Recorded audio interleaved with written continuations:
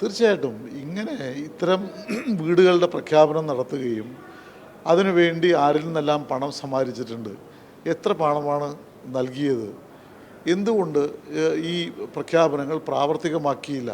തീർച്ചയായും അദ്ദേഹം ഈ നാട്ടിലെ ജനങ്ങളോട് പറയാൻ ബാധ്യസ്ഥനാണ്. മാധ്യമങ്ങൾ അത് ചോദിക്കാനും ബാധ്യസ്ഥരാണ്. കാരണം ഇങ്ങനെ നാട് മുഴുവൻ നടന്ന് ഞാൻ വീടുണ്ടാക്കി കൊടുക്കും, നിങ്ങളെനിക്ക് വോട്ട് ചെയ്യൂ എന്ന് തെരഞ്ഞെടുപ്പ് ചട്ടങ്ങളുടെ നഗ്നമായ ലംഘനം നടത്തിയ ഒരാൾ, അദ്ദേഹം തങ്ങളെ ചതിച്ചു എന്ന് പാവപ്പെട്ട മനുഷ്യർ പറയുമ്പോൾ അത് ഈ നാട് ചർച്ച ചെയ്യണം. അത് വളരെ പ്രധാനപ്പെട്ട ഒരു കാര്യമാണെന്ന് ഞാൻ കരുതുന്നു. അല്ല, ഇതൊരു വലിയ സാമൂഹ്യ പ്രശ്നമാണ്. തെരഞ്ഞെടുപ്പ് ഘട്ടങ്ങളിൽ ഇങ്ങനെ വന്നിട്ട് വാഗ്ദാനങ്ങൾ നൽകുക, അതുവഴി ആളുകളെ കബളിപ്പിക്കുക, എന്നിട്ട് മെല്ലെ മൂടും തട്ടി പോവുക, ഇത് ഒരിക്കലും സംഭവിക്കാൻ പാടില്ലാത്തൊരു കാര്യമാണ്. ഇപ്പോൾ പലരും ലൈഫിൽ കിട്ടുമായിരുന്ന വീട് അതുപോലും ചിലർക്ക് നഷ്ടമായത് ഇയാളുടെ ഈ വാഗ്ദാനത്തിൽ കുടുങ്ങിയതുകൊണ്ടാണ്. അപ്പോൾ അവരുടെ നഷ്ടം ആര് പരിഹരിക്കും? അവരുടെ പ്രശ്നങ്ങൾക്ക് ആര് പരിഹാരം കാണും?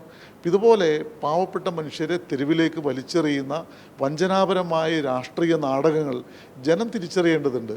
ഇനി ഒരിക്കലും ആവർത്തിക്കാൻ പാടില്ലാത്ത ഇത്തരത്തിലുള്ള ഈ ഉഡായിപ്പുകൾ, അൻവറിൻ്റെ ഈ തട്ടിപ്പുകൾ ജനം തിരിച്ചറിയണമെന്ന അഭിപ്രായമാണ് ഞങ്ങൾക്കുള്ളത്.